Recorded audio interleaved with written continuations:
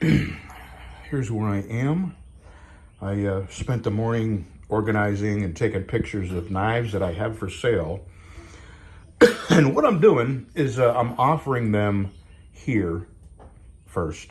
And then I'm putting them on my Facebook page, which is BC Blades.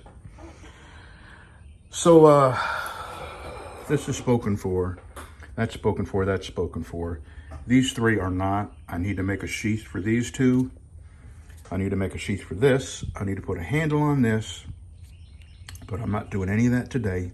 Today I'm working on this. I'm gonna try to get a couple more grits up on this. I sanded so hard the other day that my ribs hurt. That's the first time. That's a first for me. I'm telling you that the new way I tried grinding these was definitely, I won't do that again. But oh look, this is how quick rust happens out here. Can you see the little tiny bit of brown surface rust on this? That's just, the humidity is ridiculous. Anyway, it was an experiment. I thought that, you know, it would, here's the thing. The less you have to pass your blade over the belt, the less the likelihood of screwing up your bevel is. So what I was trying to do was go with a 36 grit real quick and just get it down there close to where I wanted to be. And it takes fewer passes, and then hit it with the 60 and then the 120. And I ended up, you know, actually doubling my passes. So I had all kinds of divots. I showed you the divots the other day, and it took a long time to sand the divots out. So I won't do that again. And Chops, another knife making friend of mine, suggested that I go from 36 to 80. And I have some 80 grits over there, so I may try that. I have a knife that's not spoken for, a BC Special that I will be starting. And I may try the 36 to 80 to 120 on that, but I will remember, see what I did was, you know, I scribe my line where I want my bevel to end. And then here I scribe my line where in the center. So the very first thing I do is I keep my blade, here's the sanding belt, right? I keep my blade tilted steep, and I grind into the center line where I want the knife edge to be, and then I slowly tilt the knife back and grind my line further and further down to the scribe line here.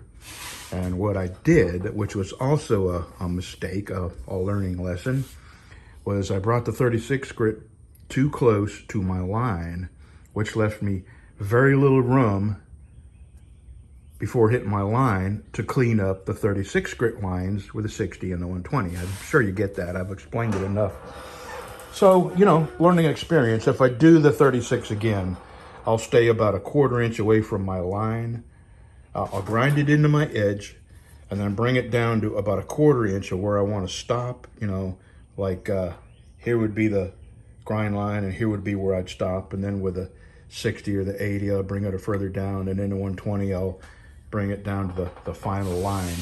So anyway, I'm here. I got the hardest work done, and now it's just bringing it up to polishing grits. And I may get a couple of grits done today. And I was telling my wife that ever since I got out of the hospital this last time, I'm experiencing anxiety when I get too many things going on at once. Right now, I've got knives on Facebook, two knives that I'm making for this guy, and then he's wanted a Gerber that I have on my Facebook page, and I've got a lady that wants a cleaver, and if I can't find one, I'm gonna make one. This is my last piece of heavy steel. This is the big stuff here. And she wanted a heavy cleaver, and I can make one. But I got with a lady who holds the auctions, and I asked her if she had any more cleavers, and she doesn't. So it looks like I'll have to make her one. This guy is getting the Sheffield. I've already got that cleaned up and restored. He wants this polished. I'm gonna do that today. And I got to get with him on this and see just how much restoration he wants on this. I mean, I can bring this thing down to raw steel, with no marks on it, but I won't be able to save the logo.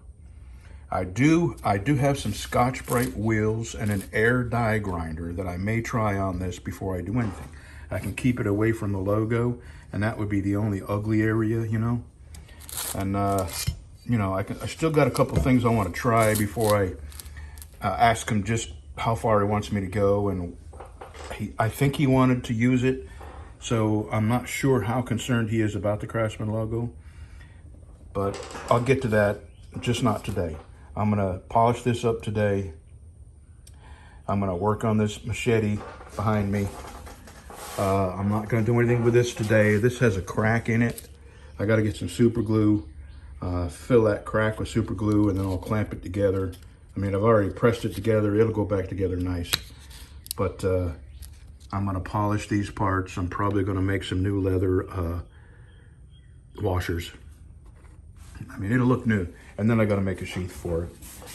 Okay, and that's what's giving me anxiety. I have, 5 or 6 things going at once, and this never used to bother me, but for some reason, it's giving me anxiety, and I'm experiencing other things, memory issues.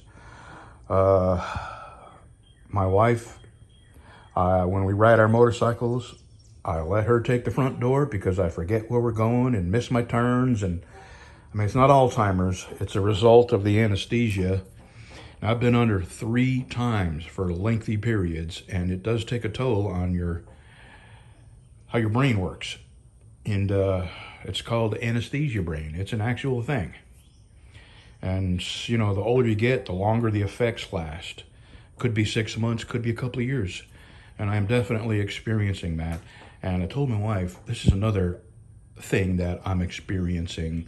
When I woke up this last time from the surgery, for some reason, I had this deeper feeling. I know this may sound corny to some people, but it's how I feel. I had this deeper love for everything. Everything that I loved more deeply and appreciated more. My wife, my dogs, blue sky, being alive, having a motorcycle. And I feel less and less concerned about, I really don't like pictures being taken of me because I'm fat, but I don't care that much anymore. I'm fat. I've been fat for many, many, many years, and this is me, If people don't like me because I'm fat, I'm okay with that. And I used to be concerned and be a little embarrassed about having my picture taken, and I don't anymore. For some reason, I've just lost that concern. I guess because life is short, and this is the body I have, and I'm going to try to enjoy every minute of whatever life I have left in this big fat body. So anyway, here we go. I'm going to get to sanding. See you in a bit. Oh, man, we're getting there. I'm at 180. And when I get to 180, that's going to be it for today. So that would be 120 yesterday or the day before? God, I can't even remember. It must have been the day before because yesterday I went to a funeral. So today it was 150, 180. And whew. I sold the Cutmore cleaver and the Chinese sheath knife that I rebuilt the sheath and refinished the knife. And I sold the Gerber. So, yeah, I'm getting there. I'm getting some things narrowed down. So I'm going to get this up to 180. I've got half of this to do, and then the other side, 180. And then I'm going to the buffing room. I'm going to shine this up. I'm going to put a little more work in on the blade itself. The handle and everything is as good as it's going to get. I think this is chrome plated. I'm not sure, but I don't want to go crazy polishing it. I may put some chrome polish. I'm headed to that shop anyway. As soon as I buff this out, I'm taking this to the other shop. I have an air die grinder out there and some roll lock. What do you call them? Good Lord. Oh, it'll come to me. I'll remember in a minute. Jeez. Scotch-Brite. Damn it. I have some roll lock Scotch-Brite discs. And I'm gonna start on the handle just to see what it looks like. But I really don't want to do any damage from here up. If I damage it under here, you're not gonna see it. And by damage it, I mean take too much metal off. So look at this. Even in them days, they didn't center these pins. I will be drilling new holes. I think I'm going to drill a 3/8 hole here for a lanyard. Quarter inch, and a quarter inch, pretty close to that. So I'll have 3 pins and then a lanyard hole. And anyway, we'll see. That's the last thing I'm going to do today is go to the garage and try the die grinder with the, I just remembered, the Roll-Lock Scotch-Brite. Well, I don't use them very often. I actually have some Scotch-Brite belts which didn't work out because they take off too much metal, and your grind lines, they water the grind lines out way too much, which when I first started grinding knives was kind of a nice thing because my grind lines weren't perfect. But now I like people to see the grind lines. All right, in a few minutes I'll be in the buffing room with this. But I got a little more sanding to do, and that little finger there, it keeps getting stuck, and I have to, I don't know what is going on with that little finger. Gotta be arthritis. I have to take my hand or in order to get it to, I give up. I give up. These 2 fingers are the only ones I can really count on now. You ready to see a 65-year-old sanding muscle? 64. Still pretty strong for an old guy. And I owe it all to sanding. Yeah, I know. I can't decide whether I want to let it all grow and just be a big, bushy, hairy monster, or whether I want to trim it. The dilemma is, I don't like the interim, the period between having a big, bushy, full beard or having a nice trim beard. In between that, you look like a hobo. And I do go to funerals, and I don't want people to look at me and think I just stumbled into a funeral with a motorcycle. So I think when I go take my shower today, I'm gonna trim my beard short and then, shave where I usually shave. I never grow this because the hair grows up and into my mouth. I usually keep my mustache trimmed and under here trimmed. That's probably a lot more than me than you wanted to know about. So it's just something I've been thinking about. I can't bear the 8 or 9 months of looking like a hobo before you actually have a nice beard that you can comb. And, when I was young, hair, if I didn't shave for a week, it was huge. And I had hair too. And of course, back then I had long hair and a big bushy beard. And anyway, I am so close to being up to 180. I got this much more to do. My arms are killing me. I don't know if I can do this tomorrow, but if I do, it'll be 220 and 320, 2 more grits. Okay, I'm exhausted. My arms are, not me. We'll see you. See you in a bit. Okay, there's 180. 180, and I'm glad I'm stopping because you get sort of tempted to skip on to the next grit when you're really tired, and it's best to just stop because I've learned over and over and over that your mind will try and trick you into making more progress than you should, than you're ready to make. So I stopped at the perfect time. Tomorrow is 220, 320, possibly 400, and the next day is 600, 800 buff and heat treat. And right now I'm going into the buffing room and I'm going to make this shiny, and I'm going to try to do a little more work on that blade, and then I'll put the edge on the blade. I haven't done that yet. Okay, if anybody is interested in these, let me know. They will both have sheaths before you know it. But you know, I got to get in there. What I'm going to do is get this all finished and restored and put back together, and then make 3 sheaths. And I'll probably put a handle on this when I put a handle on this. So that will be available. And it's a no name. It did have not a stamp, what do you call it, where they just ink a name on there, but I buffed it off. So this isn't exactly finished. I probably will hit it with a buffer. Oh, it did have something there, right there, right here. I can't remember what it said. Let me see if I can get the light on there, if that's any better. No. But there was some sort of an emblem here, and I can't remember what it said. This had a lot of rust on it. Anyway, if you want this, I'll probably want 35 bucks for it. And if you want it now, you can tell me what you want for wood. Okay, into the buffing room. We're gonna get this all shiny. Much, much better. Much better. What I did, I put a brand new wheel on my hardest. It's my hardest wheel with my most aggressive compound, and that did the trick. And look at this.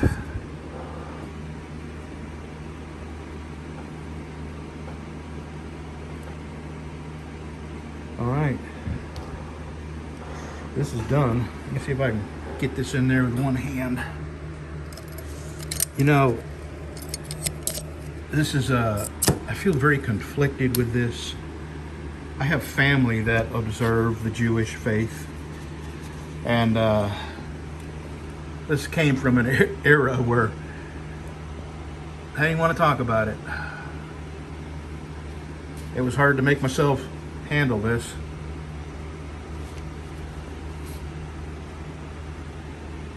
But we're done. This is sold. It will be leaving shortly. I'm going to put a picture on my Facebook page just because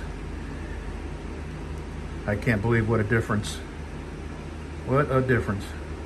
I'm going to do one thing. I'm going to put a little, I think this is nickel plated, but I'm going to put a little chrome polish on it, and just to see if I can get it any shinier. And I'm headed out to the shop now. So I'm headed up to the shop, and I'm going to take my Scotch-Brite wheels and see if I can't get this to come a little cleaner. See you out there. That's my good boy.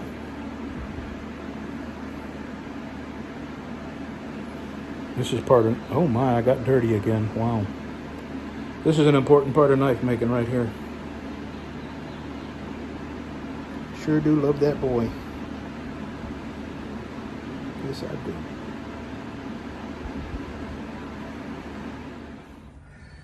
All right, here are the Roll Lock Scotch-Brite 240. I don't know what grit these are. I'm gonna try them